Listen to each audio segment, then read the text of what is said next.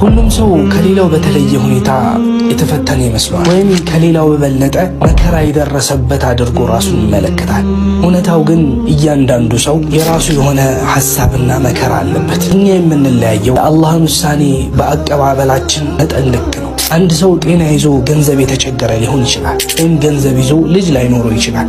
ጤንነት፣ ገንዘብና ልጆች አላህ ሰጥቶት የልጆቹን ሳሊሕነት የተከለከለም ይኖራል። ልጆቹ ጥሩ ሆነውለትም ደግሞ እሱ ልጅነቱን የቲም ሆኖ አድጎ ሊሆን ይችላል። ልጅነቱን በወላጆቹ እቅፍ ሆኖ አድጎ ደግሞ ደስተኛና የተረጋጋ የሆነ የትዳር ህይወት ላይኖረው ይችላል። በአጠቃላይ በዚህ ዱንያ ላይ ሙሉ ህይወት የለም። ጉድለቶቻችንን መሙላት የምንችለው በህይወታችን ለሚያጋጥሙን ችግሮች የአላህን ውሳኔዎች ስንቀበልና በእነሱም ደስተኛ መሆን ስንችል ብቻ ነው። በአላህ ውሳኔዎች ደስተኛ ከሚሆኑ ከአላህ መልካም ባሮች ያድርገን። ግን ሞር ስቃይን ያወቀ ሰው ሞር ችግርን ያየ ሰው መለወጥ ሲጀምር አታገኘው።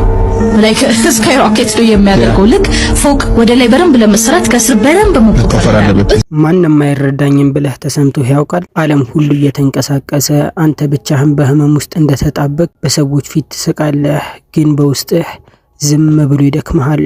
ለመሞከር ደክሞሃል፣ ለማስመሰል ደክሞሃል፣ ለመታገስ ደክሞሃል። ግን በጥሞና ስማኝ ወንድሜ፣ ብቻህን አይደለህም፣ መቼም ብቻህንም አልነበርክም። ብቻህን አይደለህም። የማይድን ስብራት በውስጥ ያስከው ለአንተ ብቻ አይደለም። የምርጫ ሰሌዳ ጠፍቶ ያስቸገረው ታች ላይ ያለ ሲደክም የሚውለውን ቀርበህ ብትጠይቀው ልብ ውስጥ ያለውን ችሎ የማይገልጸው የማይናገረው የደም እንባ የሚያፈስ ስውር ህመም አለው። ትሰማለህ? የጭንቅ ሌሊት ረዝሞ የመከራ ቀንበር ቢከብድም እመነኝ ሁሉም ነገር ያልፋል። አያስችል አይሰጥም። ሰምተኸኛል? ሁሉም መንገዱ ነው የሚያልፍብህ፣ አንተ ጋር ያርፋል እንጂ መቼም አብሮ አይቆይም። አላህ ብቻ ዘውታሪ፣ ሁሉም ጊዜያዊ ነው። አላህን ብቻ እንዳታጣ፣ ብቻህን ትሆናለህ። ባትናገርም እንኳን አላህ የሚሰማህን ያውቃል።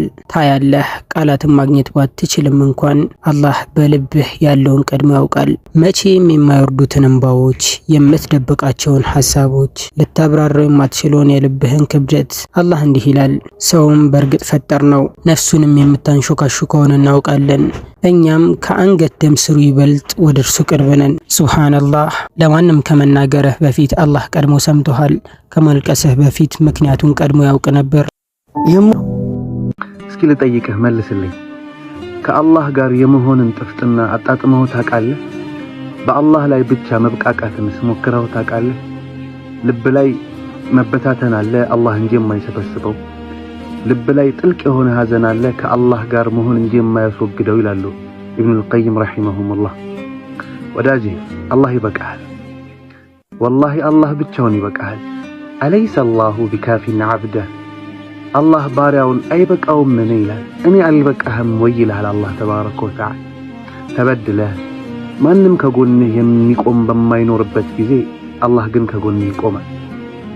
ሁሉም ሲሸሽህ፣ ሁሉም ሲርቅህ፣ ሁሉም ካንተ ፊቱን ሲያዞር አላህ ግን ፊቱን አያዞርብህም። አላህ ግን አይርቅህም። አላህ ይበቃሃል ወዳጅ። ለፍተህ ደክመህ ጥረህ ማንም ሳያይልህ ሲቀር ሁሉም ደካማ ነህ፣ ሁሉም ከሳሪ ነህ ሲልህ አላህ ግን ያይልሃል። ከለፋኸው በላይ እጥፍ ድርብ አድርጎ አላህ ይከፍልሃል ወዳጅ። አላህ ይበቃሃል። መናገር በፈለክበት ጊዜ ሁሉ የሚሰማህ ጌታ አለህ። አላህ አለን። አልሐምዱሊላህ። አላህ እኮ አለ። ምን ትፈልጋለህ እያለ ከፍ ባለ ድምፅ በየሌሊት የሚጠራህ ጌታ አለ ወዳጅ። አላህ አለ። በሱ ተብቃቃ። አላህ ሁሉንም ይበቃል። አረሳህም እያዘጋጀህ ነው። አንዳንድ ጊዜ አላህ የሆነ ነገር ሲያዘገይ ይህ አለመቀበል አይደለም፣ ጥበቃ ነው። ምናልባት ያ ስራ፣ ያ ሰው፣ ያ ህልም ለልብህ ሰላምን ለመስጠት ሳይሆን ህመምህን ለማምጣት የተጻፈ ሊሆን ይችላል። ስለዚህ አላህ ያንን በር ዘጋው። አንተ እንዲከፍትልህ ብትለምነውም እንኳን እያንዳንዱ መዘግየት፣ እያንዳንዱ የልብ ስብራት፣ እያንዳንዱ ዝምታ አላህ የተሻለ አንተን እየገነባ ነው። አስታውስ፣ ከጭንቅ ጋር ምቾት አለና። አንዳንድ ጊዜ ከማንም ሰው ጋር መገናኘት አለመፈለግ፣ የማንንም ድምፅ መስማት አለመፈለግ፣ የማንንም ፊት ማየት አለመፈለግ፣ ከቤት ክፍል ውስጥ አለመውጣትና ብቻን መሆን መፈለግ ሌሎችን ሰዎች የመጥላትና የመንፈስ ጭንቀት ምልክት ሳይሆን ራስን ፈልጎ የማግኘት ዘዴ፣ ለራስ ልዩ ቦታ የመስጠት ጉዳይና ለራስ ብቁ እንደሆኑ የማሰቢያ ጊዜ መፍጠሪያ መንገድ ነው። እኔ እንደዛ ይመስለኛል። አልሙጂብን ይዘህ ምን ትሆናለህ? አልሙጂብ ማለት እኮ መላሽ፣ ለጠየቅከው ነገር ምላሽ ሰጪ፣ ያለ ወሰን ምላሽ ሰጪ። ለእያንዳንዱ ጥያቄው የሰው ልጅ ያለምንም የአቅም ውስንነት ያንን ጉዳይ መፈጸም የሚችል ጌታ ማለት ነው አላህ Subhanahu Wa Ta'ala። ይሄ ከትልልቅ ስሞቹ ውስጥ አሉ አልሙጂብ። ነብዩ ሰለላሁ ዐለይሂ ወሰለም እንኳን ብቸኝነት ተሰምቷቸዋል። የኛ ነብይ መሐመድ ሰለላሁ ዐለይሂ ወሰለም እንኳን ከሰው ልጆች ሁሉ ምርጥ የሆኑት ብቸኝነት ተሰምቷቸዋል። ህዝቦቻቸው ሲሳለቁባቸው፣ ሚስታቸውን ሲያጡ፣ በጣኢፍ ሲደበድቧቸው ወደ ሰማይ ቀና ብለው እንዲህ አሉ፣ አላህ ሆይ ድካሜን ላንተ አመለክታለሁ እና አላህ በምህረት በድልና በፍቅር መለሰ። ስለዚህ የመተው ስሜት ከተሰማህ አስታውስ፣ አንተ ነብዩ ቀድሞ የተጓዙበትን መንገድ እየተጓዝክ ነው።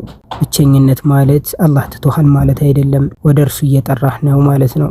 አንዳንድ ጊዜ ፈጣሪ ብቻህን የምትሆንበት ቦታ ያስቀምጣል። የሚያስፈልግ ሌላ ነገር ሳይሆን እሱ ብቻ እንደሆነ እስክታውቅ ድረስ። አላህ ግን ምንኛ ያማረ መጠጊያ ነው። እያለቀስክም እየሳክም ታወራዋለህ፣ እያገኘህም እያጣህም ትጠይቀዋለህ፣ እየወደክም እየተነሳህም ትደገፍበታለህ፣ እየተናክም እየተከበርክም ትደበቅበታለህ፣ እየሄድክም እየመጣህም ታገኘዋለህ። ለምን ትሸሻላችሁ? ከሱ የተሻለ መጠጊያ ያገኛችሁ። ፈጣሪ ሲወድህ የምትመካበትን ነገር ይነጥቃል፣ እስክትደነግጥ ድረስ፣ መግቢያ እስክታጣ ድረስ ሌላ የምትወደውን ነገር ሊሰጥህ ነው። ከዚህ ደረጃ እዚህ ፕሮግረስ ላይ ልሆን ነው ያኔ የምመካባቸውን ነገሮች የነጠቀኝ። ያቺ 3 ዓመት ለኔ በጣም ከባድ ትምህርት ቤት ነች። የሰው ልጅ ብቸኝነት አለው። ያም ብቸኝነቱን አላህ ጋር በመሆን ብቻ እንጂ ምንም ነገር አያስወግድለትም። ዓለም ቢከበው፣ ዓለም ቢያጨበጭ፣ ባዶነት ሲሰማ ይሄንን አድርግ። ዛሬ ማታ ከመተኛትህ በፊት በቃ በሹክሹክታ እንዲህ በል፣ ያ አላህ ናፍቄሃለሁ፣ እፈልግሃለሁ። ረጅም ዱዓ የለም፣ የሚያምሩ ቃላት የሉም፣ ከልብህ የመጣ እውነት ብቻ። ምክንያቱም አላህ የሚወደው ይሄንን ነው፣ እውነተኝነትን። ጥንካሬን ማስመሰል የለብህም፣ ህመምህን መደበቅ የለብህም። በቃ ተመለስ። አላህ ስሙን የሚጠራን የተከበረ ሁሉ ተመሰጋግነን የማንጨርሰው ለምንድን ነው? አመሰግናለሁ ተብላ መታቀፍ የማትፈልገው ለምንድን ነው? በስንትና ስንት ዘመን ውስጥ በተመገበችው የሰው ሐዘን ሆዷን የቆዘረች ህይወት በኔም እድሜ አምራ የምትፋፋ ይመስል ድብርት በሚባል ድቁስ እያጣቀሰች ልጅ ገላይን ትበለዋለች።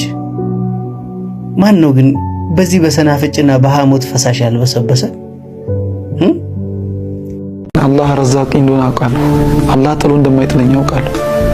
መቼም ቢሆን ጥሎ እንደማይጥለኝ ስለማውቅ ነው። ለዛም ይሆናል አላህ በየት በኩል ያንቺን ሪዝቅ ሊያመጣልሽ እንደሚችል አታውቂም። ስለዚህ አላህን ተማምና እንደዛ ብለህ እንትን አደርግ። አላህ ለሚተኛ ሰው ጋቢውን፣ ለሚሮጥ ሰው ፈረሱን ይሰጠዋል አይደል እንዴ? ጉዳይን አስረጠቅላ አላህ አለ ይበል። ወአህሲን ፊ ዙኑን ይረዳኛል የሚል ተስፋ ያደርግልኛል። በቃ ነገ ተነገ ወዲያ ተስፋ ሰንቅ። አበቃልኝ አትበል ሁሴን።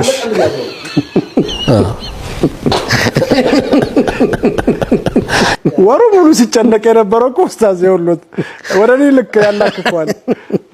ሐሙክ ወግቲማሙክ ሐሳብና ጭንቀትህ ወይ ሐክማ ይፊድ ምንም የሚጠመ ነገር የለም። ጤናህን ያወካል፣ እድሜህን ያሳጥራል እንጂ አልቀዷ ተቀደም ፈግነ ሚስኩን ተረጋጋ። ጨለማ ከደረሰ በኋላ ብርሃን ሁሌም ይመጣል። ይህንን አስተውስ። የምትገጥመው እያንዳንዱ ፈተና፣ የምታፈሰው እያንዳንዱ እንባ፣ በጸጥታ የምታሳልፈው እያንዳንዱ ሌሊት አላህ ያያል፣ አላህ ይሰማል፣ አላህ ያስባል። ዝምታውን አለመኖር አድርገህ አትሳሳት። አንዳንድ ጊዜ ዝምታው ታገስ፣ ብርሃኑ እየመጣ ነው ለማለት የሱ መንገድ ነው። ያ አላህ አንተ ከኔ ሌላ አለህ ብዙ ለማኝ፣ እኔ ካንተ ውጪ ማን አለ የሚሰማኝ? መንገድ ጠፍቶብኛል በረሕመትህ ጥራኝ። የተብቃቃህ ጌታ የከውኑ ባለቤት እጆቼን አንስቼ ኢላሂ ይላለው እስክትለኛ ቤት ከኔ ይልቅ ለኔ ስለምታውቅ በመንገድህ ምራኝ ጠፋቶች የለናል። ያ አላህ አለ አላህ ልብህን ስሜትህን አላህ ይጠብቅልሃል። ከሰዎች የደበከውን ማንም እንዳያቀብህ ማንም እንዳያይብህ የምትፈልገውን ስሜትህን አላህ ጠንቅቆ ያውቃል። ምን ያህል እንደለፋህ ምን ያህል እንደታገልክ ምን ያህል ቀጥ ብለህ ለመቆም እንደምትለፋ አላህ ሁሉንም ጠንቅቆ ያውቃል። ለሰዎች ጠንካራ መስለህ ትታይ ይሆናል፣ ውስጥህ ግን አልቋል፣ ልብህ ግን ደክሟል። ይህንን ሁሉ አላህ ይመለከታል። ወዳጄ አላህ የልብን ሁሉ ያውቃል። ምናልባት እኮ ለሰዎች ደስተኛ መስለህ ትታይ ይሆናል፣ ፊትህንም በፈገግታ ትሞላለህ። የውስጥህን ግን አላህ እያንዳንዱን ጠንቅቆ ያውቃል። ልብህ ምን ያህል ደም እያነባ እንደሆነ አላህ ይመለከታል። ወዳጄ ወደ አልጋ ስትሄድ ልብህ ተሰብሮ ዓይንህም በእንባ ተሞልቶ እንደሆነ አላህ ሁሉንም ያውቃል። ሕይወት ላይ ብቻህን እየታገልክ እንደሆነ ነው የሚሰማ፣ ብቸኝነትም ይሰማሃል። እያንዳንዱ ነገር ጋር ግን አላህ ካንተ ጋር አብሮ አለ። ወዳጄ አላህ እኮ ካንተ ጋር ባይሆን ኖሮ መቋቋም አትችልም ነበር፣ ትወድቅ ነበር። ግና አላህ ሁሌም አብሮ ካንተ ጋር አለ። ማ ወዳዐከ ረቡከ ወማ ቀላ፣ ጌታ አልተወህም አልረሳህም ይላል። ወዳጄ አላህ አልተወህም፣ መቼምም አላህ አይተወህም። አላህ ሁሌም ካንተ ጋር አለ። አላህ ያስደስታቸው። አልሐምዱሊላህ አላህ አለ። እምቢ ከፋ በዙሪያዬ ሰዎች ጓጣ፣ ብወነጀል ያለ ጥፋት ያለ በደሌም ብቀጣ፣ ገመናዬ ለአደባባይ ያለ ስሜ ስም ቢወጣ፣ ችግር ቢጠፍረኝ መተንፈሻ እስከማጣ፣ እድፍ ልቤን የሚያጸዳ ስለ ቆሸሽኩም ማይተወኝ እየራኩት የሚጠጋ አልሐምዱሊላህ አላህ አለኝ። ወደኔ ከተመለሱ እኔ ወዳጃቸው ነኝ፣ ወደኔ ካልተመለሱ እኔ ሐኪማቸው ነኝ ይላል አላህ ሱብሓነሁ ወተዓላ። በምንድነው ሕክምናው? አብተሊህም ቢልመሳኢብ ሊኡጠሂረሁም ሚነል መዓይብ፣ በመከራ እፈትናቸዋለሁ ከነውራቸው ላጸዳቸዋል። አላህ ከሰሩት ኃጢአት ከነውራቸው መዓይባቸውን ለማጽዳት እፈትናቸዋለሁ፣ ሞክራቸዋለሁ። በሽታ አመጣባቸዋለሁ፣ ድህነት ችግር አመጣባቸዋለሁ። ወደ እኔ ይመለሱ ዘንድ ነው ይህንን የማደርገው። አላህዬ አትተወኝ፣ አኗኗር አልችልም፣ እርምጃን እያዩ እግሮቼን አልጥልም።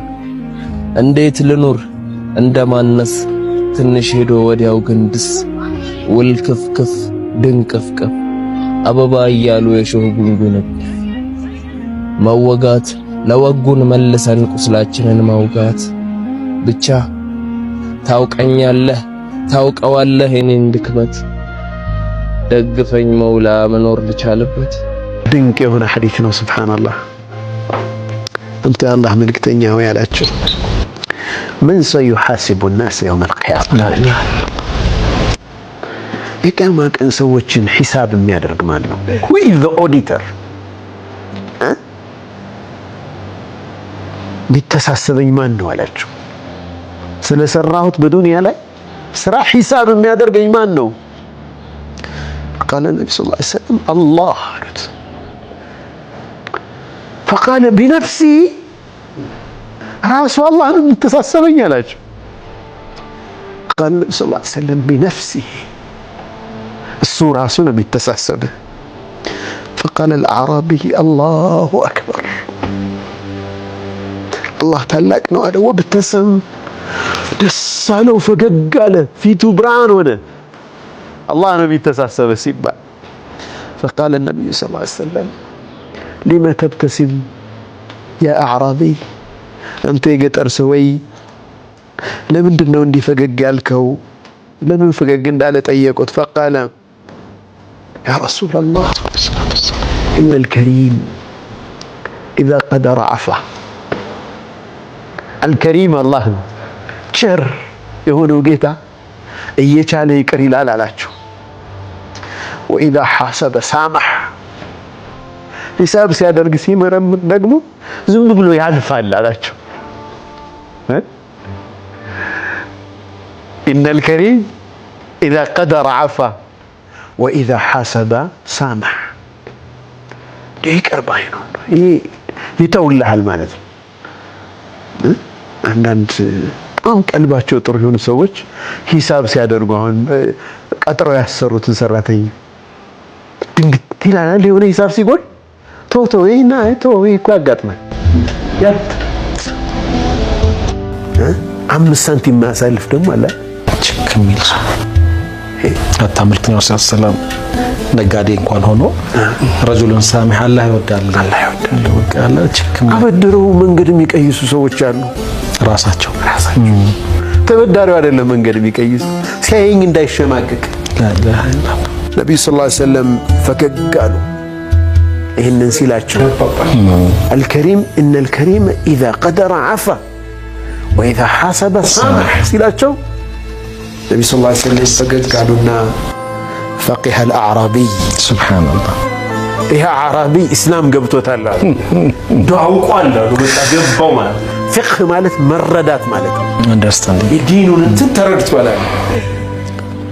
አላ ላ ከሪመ አክረሙ ሚነላህ ዐዘ ወጀል። ቪዲዮውን እስከዚህ ድረስ ለተመለከታችሁት አንድ ለየት ያለ ነገር አዘጋጅቼላችኋለሁ። በእንደዚህ አይነት አስቸጋሪና ከባድ ሁኔታ ውስጥ እያሳለፋችሁ ያላችሁ ሰዎች ካላችሁ የ7 ቀን ቻሌንጅ አዘጋጅቼላችኋለሁ። እሱ ምንድነው? ለ7 ቀናት ያህል ትናንሽ ተግባራትን እንሰራለን። አጫጭር ዱዓዎች፣ የቁርአን አንቀጾችና ሰላማዊ ልማዶች ልባችሁን ለመፈወስና ከአላህ ጋር ያላችሁን ግንኙነት የበለጠ ለማጠናከር የበለጠ ወደሱ ቅርብ እንድትሆኑ ለማድረግ ለ7 ቀን የሚቆይ በጣም ቀላል የሆነች ግን ጥቅሟ በጣም ብዙ የሆነ ቻሌንጅ አዘጋጅተናል። እሱ ቻሌንጅ ሙሉ ለሙሉ በነፃ ነው። ነገር ግን የምታገኙት እዚህ ላይ ሳይሆን ቴሌግራም ቻናላችን ነው። የቴሌግራም ቻናላችን ሊንክ ኮሜንት ላይ ወይም ዲስክሪፕሽን ላይ ያለላችሁ እዛ ውስጥ ተቀላቅላችሁ በየቀኑ የተለያዩ ወደ አላህ የበለጠ ቅርብ የምንሆንባቸውን ህመማችንን የምንፈውስባቸውን የሆኑ ለሚቀጥሉት 7 ቀናት ደግሞ ሁልጊዜ ጠዋት ላይ የ1 ደቂቃ ርዝመት ያለው ከአላህ ጋር ያለንን ቅርበት የሚያጠናክርልን የሆነ ቪዲዮ ይለቀቅበታል። ገብታችሁ እዛ ላይ ቻሌንጁን ተቀላቀሉ። 100% በነፃ ነው። የእውነት አንድ ሜሴጅ ገባልኝና ምንም ልታጡ ትችላላችሁ፣ ምንም ሊጎልባችሁ ይችላል። ግን የምትወዱትን ሰው ከማጣት ይልቅ የሚወዳችሁን ሰው ማጣት ለእናንተ በጣም ትልቅ ጉዳት አለ። የምትወዱትን ችግር የለም፣ ግን የሚወዳችሁ ማጣት ማለት የሚያስብላችሁ ማጣት፣ ብቻችሁን መሆን ማለት ነውና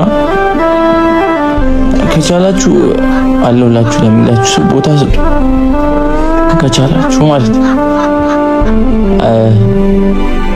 ይሄን ያህል አይደለም ግን ያሳዝናል፣ ያስጠላል።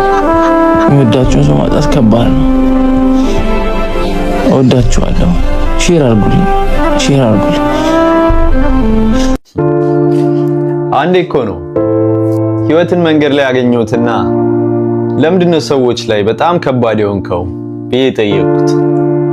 እሱም እንዲህ ብሎ መለሰልኝ፣ ሰዎች በቀላሉ ያገኙትን ነገር አይወዱ።